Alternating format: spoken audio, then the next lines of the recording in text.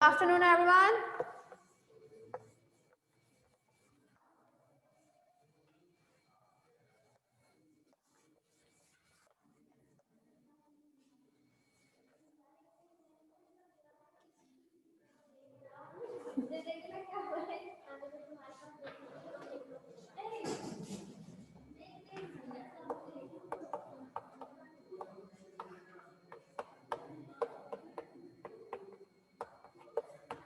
हाँ भाई, second year आप लोगों के क्रस्टेशियन लार्वा जो इम्पोर्टेंट थे वो कंप्लीट करा दिए गए हैं। ठीक है, अब हम लोग आज से नया टॉपिक स्टार्ट करेंगे जिसका नाम है तारा मछली का जल संवहन तंत्र, मतलब water vascular system of starfish.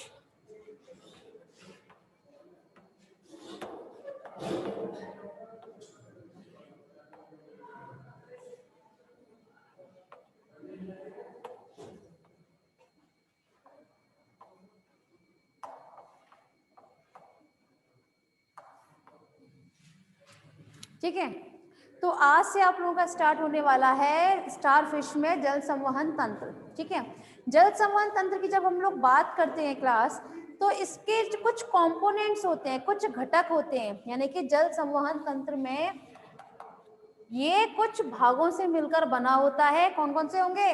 First is मैड्रीपोराइट,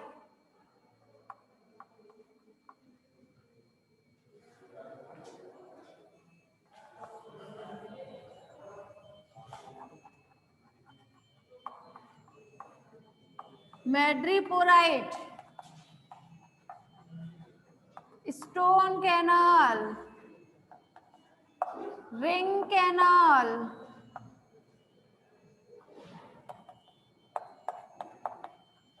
टीडमंस body,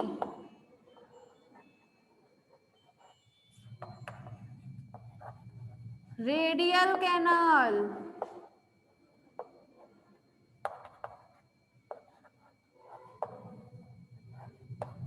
lateral canal और ट्यूब फीट। ठीक है, वहीं ट्यूब फीट की बात करें तो इसके भी कुछ इंपॉर्टेंट पार्ट्स होते हैं। फर्स्ट इज एम्पुला, पोडियम,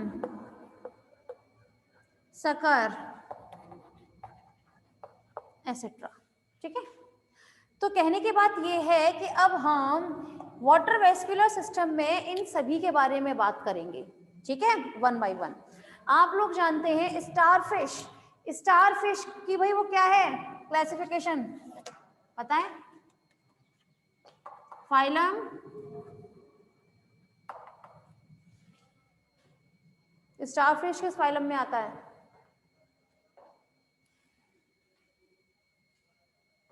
बताइए।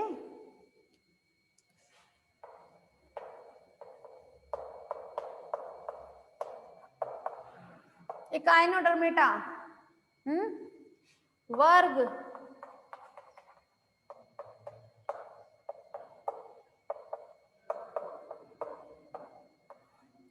एस्टिडोइडिया, गढ़,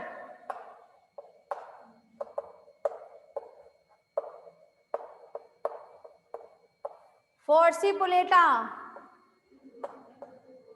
वंश,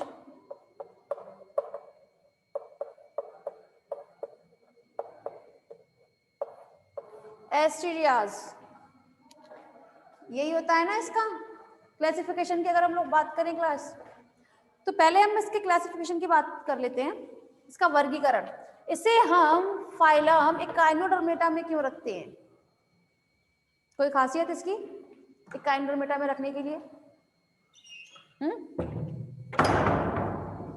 बताएं।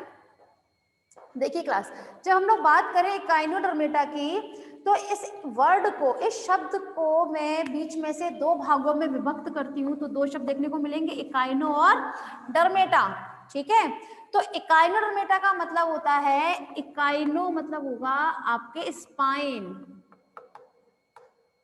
ठीक है, डर्मेटा मतलब होता है डर्मिस, त्वचा। स्किन, ठीक है, मतलब इसकी त्वचा पर स्पाइन पाए जाते हैं, इस पर डर्मल स्पाइन प्रेजेंट रहेंगे, ठीक है, इसका भी कारण बताया जाएगा। वर्ग एस्टेरॉयडिया, एस्टेरॉयडिया में क्यों रखा जाता है? क्योंकि इसमें 5 भुजाएं पाई जाती हैं। कितनी भुजाएं? 5 भुजाएं पाई जाती है, स्टारफिश में 5 भुजाएं पाई जाती है ना, इसीलिए इसे हम रखते हैं वर्ग एस्टेरॉयडिया में। वहीं हम लोग बात करें गढ़ फॉर्सिपुलेटा के बारे में, तो इसके हम फॉर्सिपुलेटा में रखते हैं जस्ट बिकॉज इसमें प्रेजेंट होते हैं पेडिसिलेरियाई, ठीक है, पेडिसिलेरिया प्रेजेंट होते हैं। अब क्वेश्चन यहाँ पे आता है पेडिसिलेरिया क्या होते हैं? तो पेडिसिलेरिया इसके अपमुखीय त्वचा पर उपस्थित होंगे, कैंची नुमा संरचना उपस्थित होती है, ठीक है, कैंची नुमा संरचना उपस्थित होती है लाइक दिस,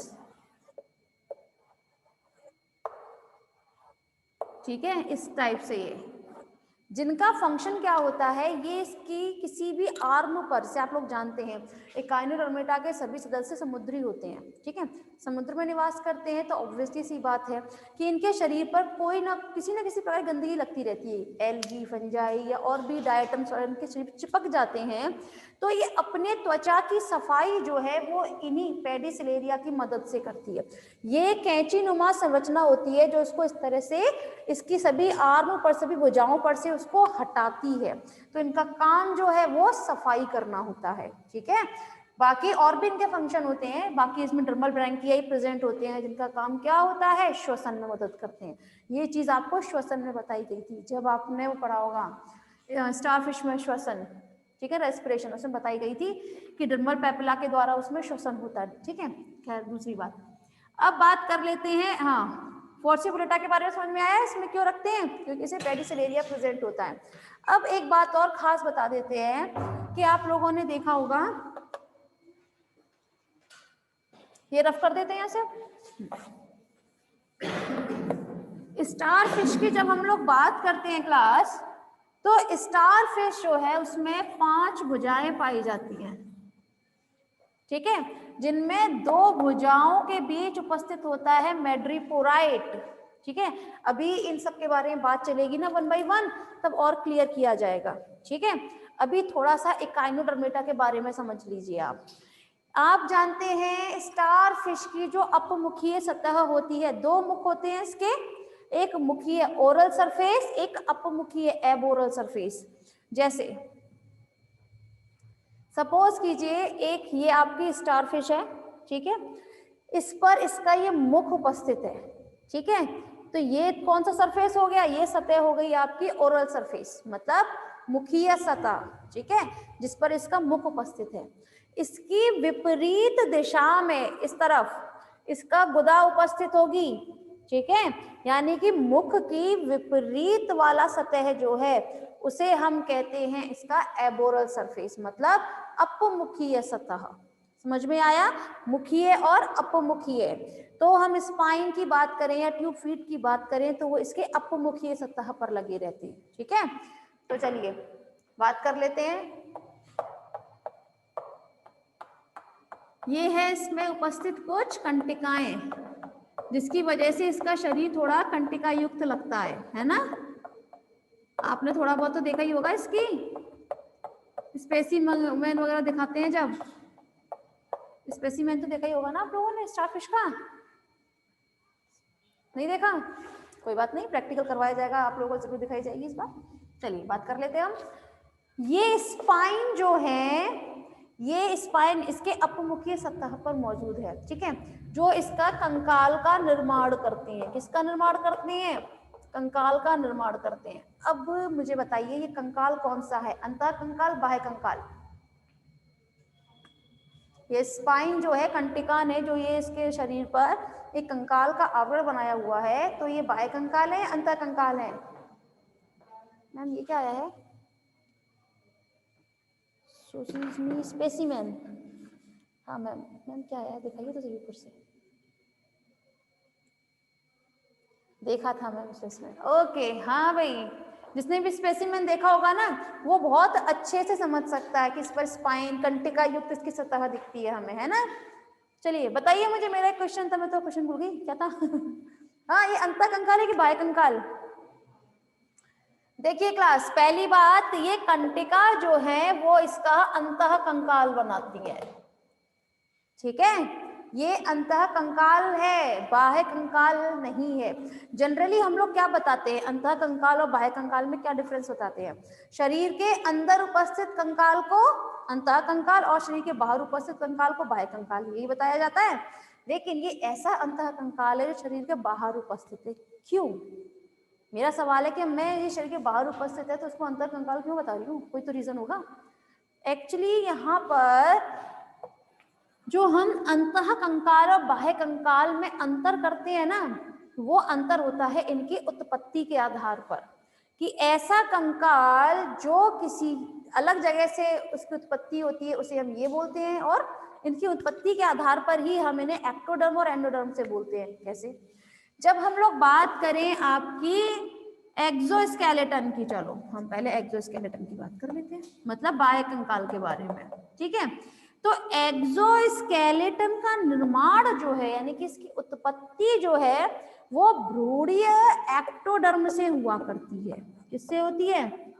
भ्रूणीय एक्टोडर्म से। एक्टोडर्म सबसे ऊपर वाला डर्म होता है ना, है ना? अधिचर्म बोलते हैं इसे हिंदी में, ऊपर वाली सतह को हम अधिचर्म के नाम से जानते हैं ना।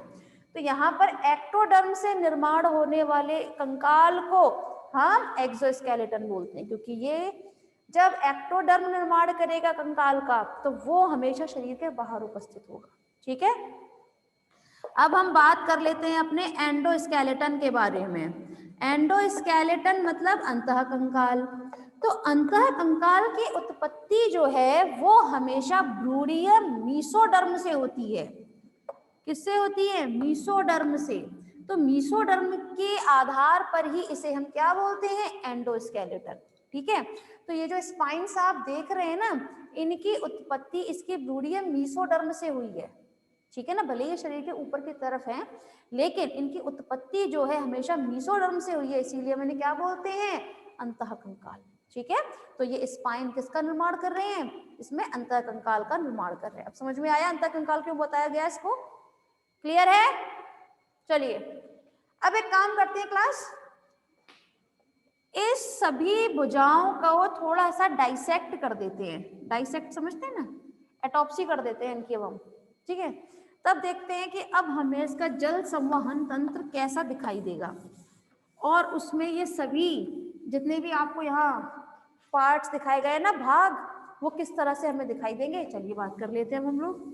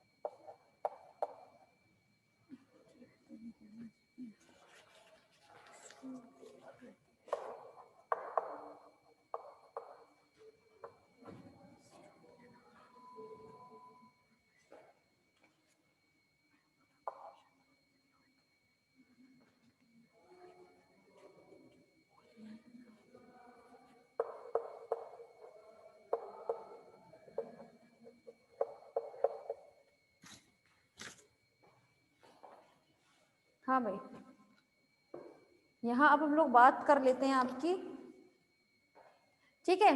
तो अभी हम लोगों ने क्या किया है, आपका जो स्टार फिश था उसको अच्छे से डाइसेक्ट कर लिया है, ठीक है। अब डाइसेक्ट करने के बाद हमें कुछ इस तरह से वो दिखाई देती है, ठीक है। आप लोग जानते हैं कि स्टार फिश, पहले हम बात कर रहे हैं आपके मैड्रीपोराइट के बारे में, ठीक है। तो मैड्रीपोराइट में इसकी 5 भुजाओं में से 2 भुजाएं जो बहुत नजदीक होती हैं, इनके बीच में एक बटन नुमा संरचना पाई जाती है जिसे हम बोलते हैं मैड्रीपोराइट, ठीक है। तो ऐसी संरचना मतलब ऐसी भुजाएं जिन पर आपका क्या उपस्थित होता है, मैड्रीपोराइट, उसे हम बोलते हैं बाइबियम। क्या बोलते हैं, बाइबियम, ठीक है। बाई मतलब होता है 2, ठीक है, क्योंकि ये 2 भुजाओं के बीच में उपस्थित है, ठीक है, तो उसे हम क्या कहते हैं, बाइबियम। बाकी की 3 भुजाएं जो हैं, 1 2 3, ठीक है, ये जो शेष रह जाती हैं 3 भुजाएं, इन्हें हम बोलते हैं ट्राइबियम। क्या कहते हैं, ट्राइबियम। तो ये कह सकते हैं ना कि आपके स्टार फिश की भुजाओं को हमने 2 भागों में विभक्त किया है, बाइबियम और ट्राइबियम में। बाइबियम मतलब जिनके बीच में आपकी मैड्रीपोराइट उपस्थित है, और ट्राइबियम उन दोनों भुजाओं को छोड़कर 3 भुजाओं को हम ट्राइबियम बोलेंगे, ठीक है। तो चलिए, अब क्या किया है, इन सभी को डाइसेक्ट किया है, तो हमें कुछ इस प्रकार से संरचना देखने को मिली है। चलिए बात कर लेते हैं अब हम। सबसे पहले आपको मैड्रीपोराइट के बारे में बताते हैं। ये मैड्रीपोराइट जो है ये बाइबियम के बीच में उपस्थित होगी, ठीक है। और इस मैड्रीपोराइट में होते हैं कुछ छिद्र, और ये छिद्र होते हैं अप्रॉक्स 250, ठीक है। इस मैड्रीपोराइट में क्या उपस्थित होते हैं, कुछ छिद्र पाए जाते हैं। इस वजह से हम ये कह सकते हैं ये मैड्रीपोराइट जो है एक छलनी की तरह काम करता है।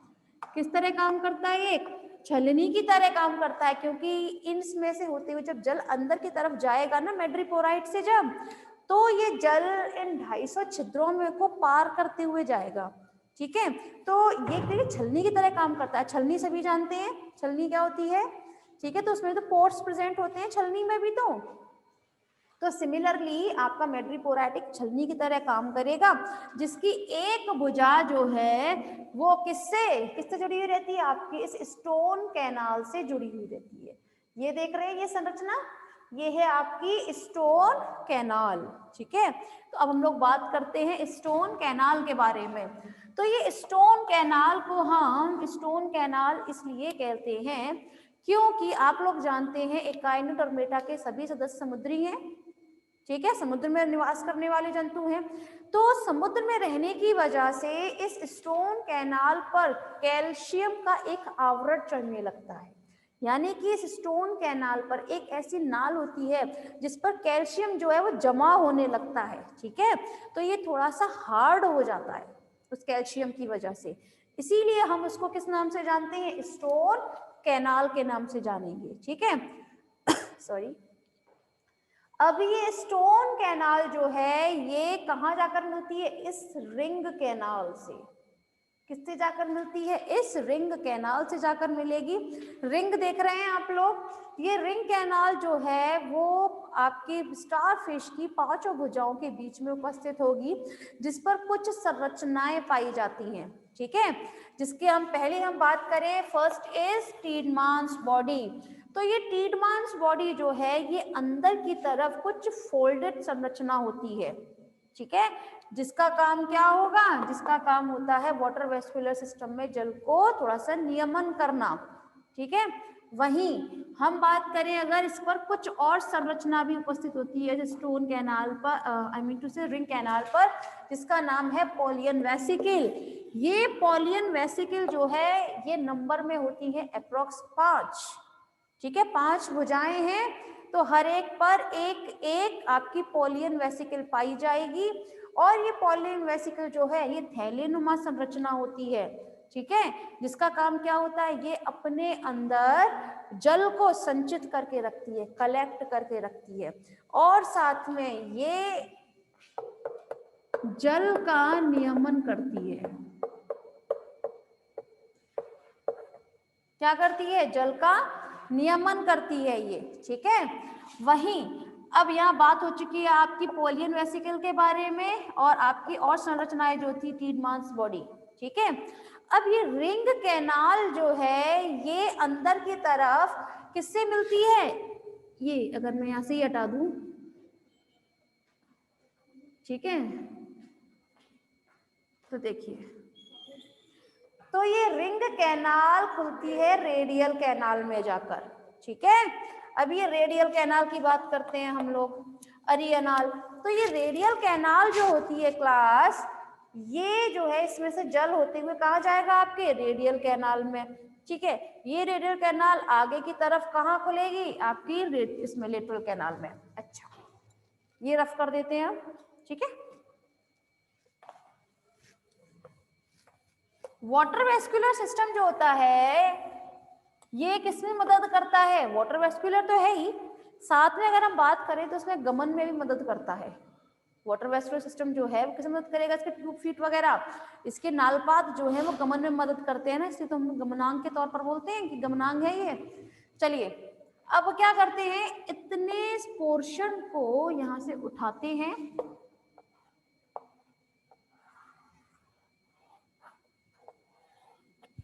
ठीक है, बड़े रूप में दिखा दिया गया है। इसका ये पोर्शन जो है इसे हम बोलते हैं लेटरल कैनाल, मतलब पार्श्वनाल।